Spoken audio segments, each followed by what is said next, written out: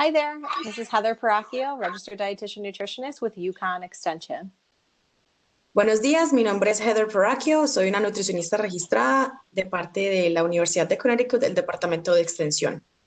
I'm here with Juliana Restrepo Marin. Estamos aquí con Juliana Restrepo Marin, mi persona. Today we want to talk to you about farmers markets here in Connecticut in June. Hoy queremos hablarles sobre los mercados campesinos en el estado de Connecticut ahora en el mes de junio.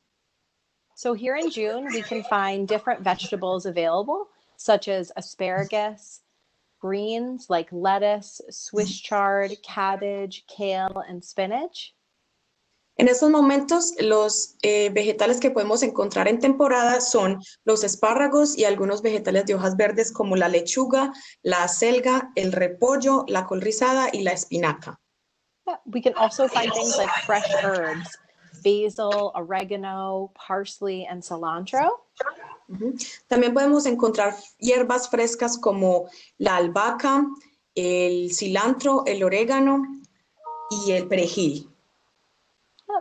And at the market, when you find greens, they may look a little different than they do at the grocery store. They may have the roots on the bottom, but they're just as delicious, if not more so, because they're fresh. En el mercado campesino podemos encontrar que las verduras que vemos se ven un poquito más diferentes que en el supermercado porque vienen más frescos, están, digamos, recién cosechados. Lastly, you may find greenhouse tomatoes at farmers markets in June, as well as fruits such as strawberries. En estos momentos, en el mes de junio, también se pueden encontrar tomates de invernadero y fresas o frutilla. To find out more about what's available and in season in Connecticut, you can refer to the Connecticut Department of Agriculture crop calendar.